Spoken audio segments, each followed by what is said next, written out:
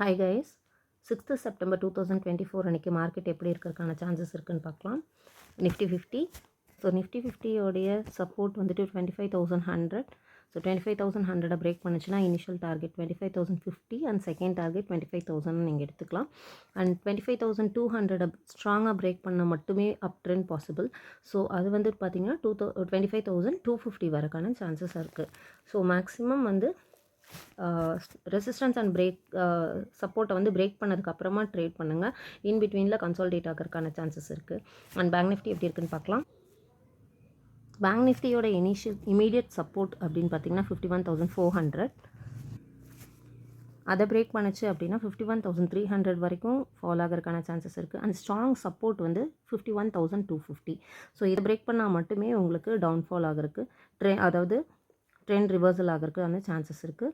So அது வந்து பார்த்திங்கன்னா இனிஷியல் டார்கெட் 51,170 வரைக்கும் வச்சுக்கலாம். அண்ட் சப்போர்ட் ரெசிஸ்டன்ஸ் வந்து 51,570. ஸோ அதை பிரேக் பண்ணிச்சு அப்படின்னா 51,650 இனிஷியல் டார்கெட் அண்ட் 51,750 செகண்ட் டார்கெட்டாக வச்சுக்கலாம். தேங்க்ஸ் ஃபார் வாட்சிங்.